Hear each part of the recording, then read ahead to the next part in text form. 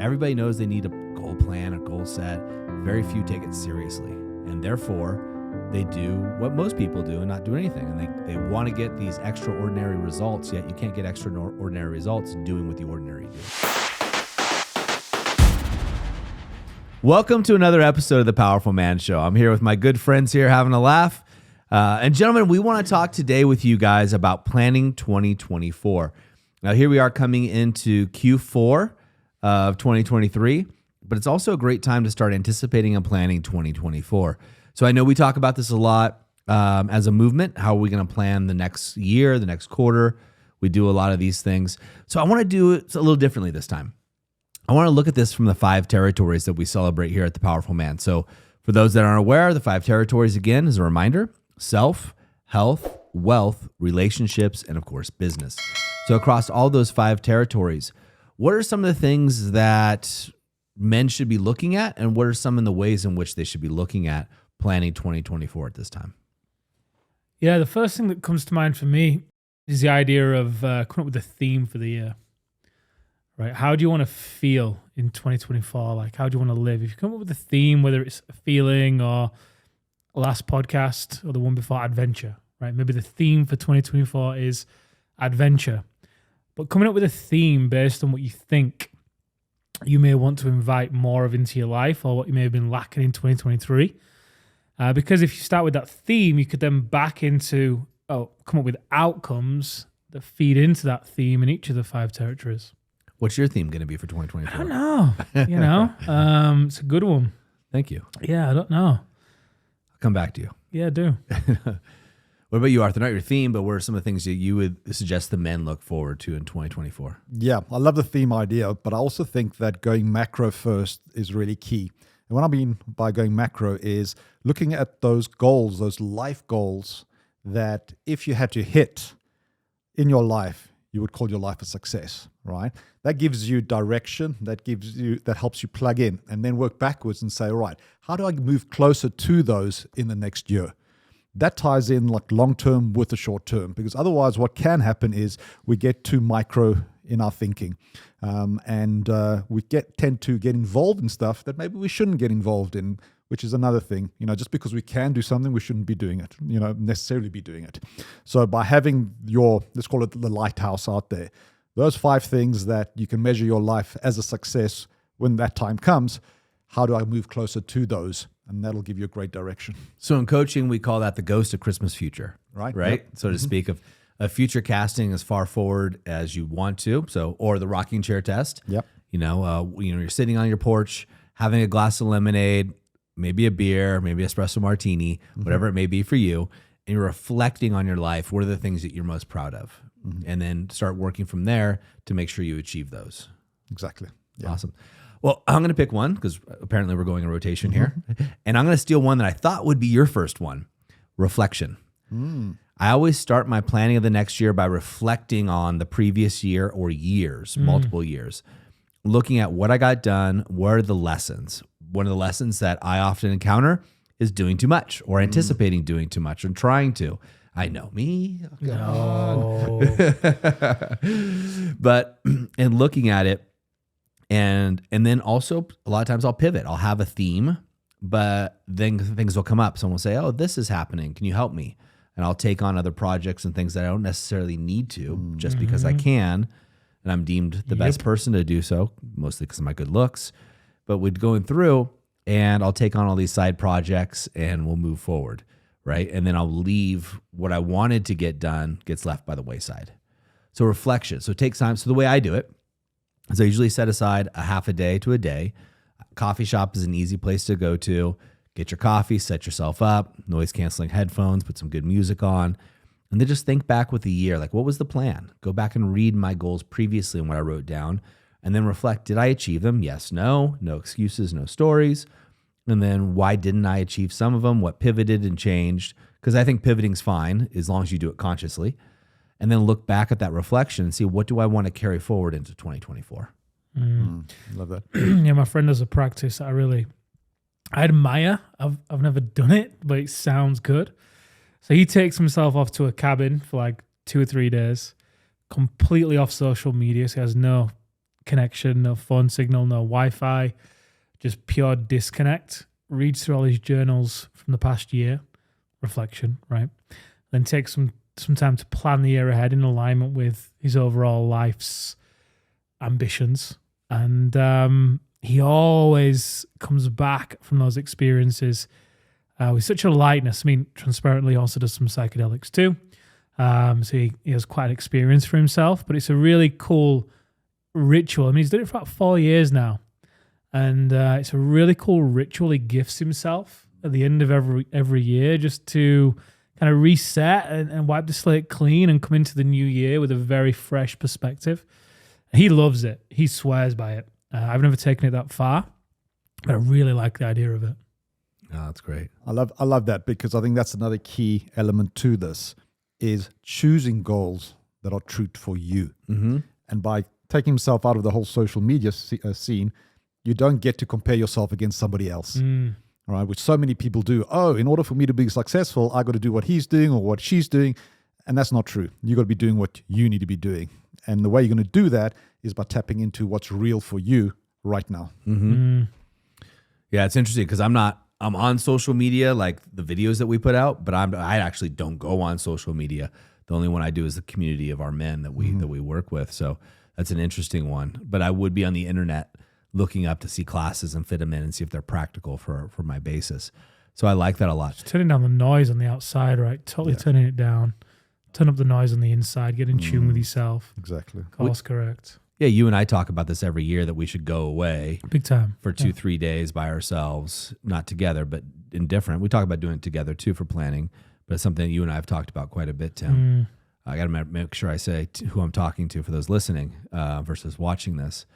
Another thing I think is really critical that I've started doing, I've been doing it for a while, is I bring my wife into it, my partner, into this planning and this dreaming. Because what I find oftentimes is it's very easy for me to plan and to dream by myself. Yeah. Right? And you kind of forget that you have a partner there and that they, in this case she, can be left behind or feeling as if they're left behind. So because of what we do for our chosen path and career, we are afforded the opportunity of doing a lot of cool things. We've got Argentina coming up. We've got 2 other events coming up after that. We have the Alpha Resets that we put on, which is a transformational event for men that takes place over 3 days. So all of these things that allow us to fill our cups, we'll plan those dates and fill those in. And oftentimes our wives will be like, hey, what about me? What about me? And it's easy for them to feel left out. So first I will plan what I want, and then I'll bring that to my wife and how can I incorporate what she wants for our family. So it goes something like this for my conversations. So I'll ask my wife, what do you want for our family for 2024? And then I'll boil it down after we go through that. What do you want for 2024 for yourself? Then I'll share what I'm looking for and try to find some common ground. Because oftentimes what my wife wants or needs, usually in companies, the family, it's very often not as selfish as my ventures can be.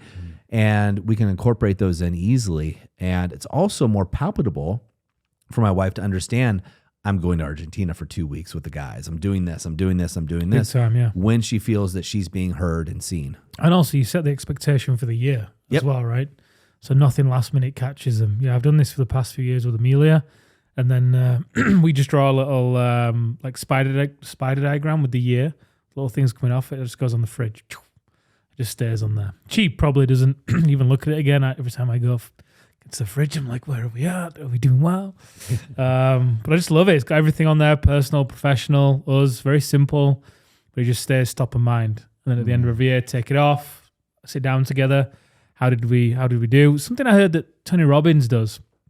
I love this idea. I've not done this either, but made it this year, is sit down end of the year with your family or your partner, whatever it may be, and just play like a summary of the photos from the past year or the videos for 10 minutes. Like here are all the amazing moments that we had. Obviously, you'd have to just plan that ahead of time, get the favorites for the year or whatever, but then just sit and reflect and just sharing those experiences. In fact, as I say it out loud, it'd be a great idea to just watch that first and then go into this discussion around planning the year ahead, because it'd be such a great energy to be in. Could be great. It is great. My wife, I laugh a little bit because I know for a fact every Christmas I'm getting a photo book that's just like that, right? Which is great. I love it. I also know it's partially for her too. And she loves putting them together. But every year we have a photo book of our family adventures and things that we do. And it also spurs along the fact that, my wife and I, formulated our relationship based on adventure. We both loved adventure and travel. In these last few years, she hasn't been able to travel as much as she'd like. Having said that, she does travel. But again, not as much as she'd like. So we get to look at those other things that we do, going to the beach, the pond. Now, it's the TPM ranch and things that have been incorporated into these adventures because you forget about them, right? You forget about, and the kids are growing up. And as they say, the days are long, the years are short. And you look at these things that we've done, you're like, oh, wow, that's right. We went to the beach and we had this amazing beach vacation. It was raining and we laughed. Or, oh, yeah, we went to this, we did this thing and that thing. And you start to remember and recall the amazing things you do, which makes planning the next year, to your point, even better because you can say, we want more of that, maybe a little less of this, and gives you more of opportunity to move forward. Yeah. One of the things that we recently spoke to the inner circle about was, and I might pronounce this wrong, but it's a Japanese term, and it's like misogi. Right? Yeah. And it's like, what is the one thing that you can do in this year or next year that you'll remember that year? All right? Just one thing. So maybe it's writing a book. And in 2024, I wrote my book. 2025, I did something else. I climbed a mountain. But you make that the thing for the year. It's similar to a theme, but it's different.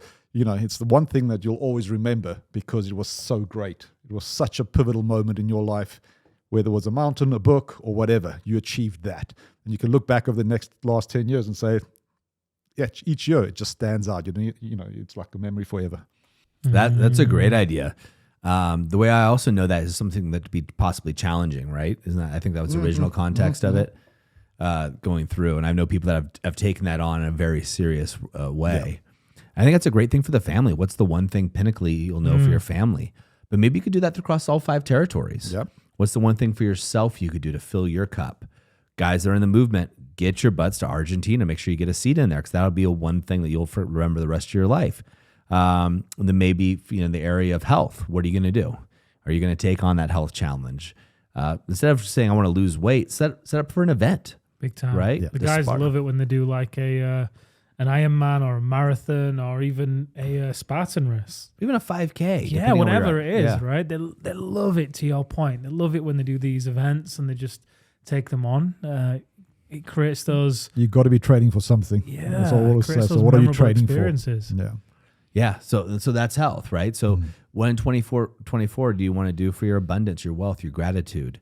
What's that going to look like? And maybe that is just going on a solo trip to the cabin for a couple days. Yeah. Right? How most of us never sit with our own thoughts for more than a couple minutes, and then we're on Instagram. We made a joke earlier that if we went back 50 years, if someone were to time travel, they would realize that somebody can't go to the bathroom without their phone. And if they do, they feel awkward, right? Like, oh, what do I do when I'm in here? Which is so funny, right? But really, because we don't have any time alone really with ourselves and our own thoughts these days. So maybe that's the category for wealth, but maybe it's a financial goal for somebody. Like, hey, look, I need an extra 100K or 10K, whatever it may be for you.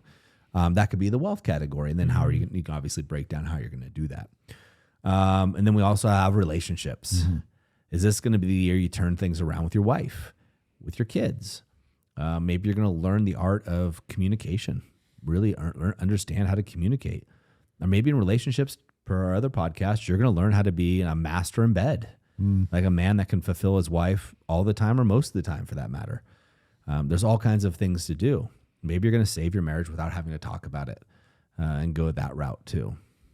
And then, of course, there is business. What are you going to do in your business that's going to be your misogi, right? Your misogi moment that you'll remember. Are you going to explode your business this year? Maybe instead of exploding your business, you're going to maintain your business and take Fridays off, as many of our men do. So I think these are the kind of conversations you want to get in. The thing I see most men get stuck in, they don't dream big enough. They put a limiting factor on what their goals are. Do you know what? Most men don't even do this. Well, of course. They don't even do this bit, right? They hear this podcast and they think it's a good idea but so few will even give themselves the time to sit down and reflect on the year and plan the year ahead. The holiday season will come and go very quickly. They'll get swept up in the busyness, in the chaos. They'll be into the new year, 2 weeks in. Oh, what's the point now? It's too late. I'll just do Q1. Yeah. And they're already on the back foot. And it's, it's just... It's exactly that, because they leave it too late, all right? And to do this process successfully, you have to review the year. First 2 weeks of December.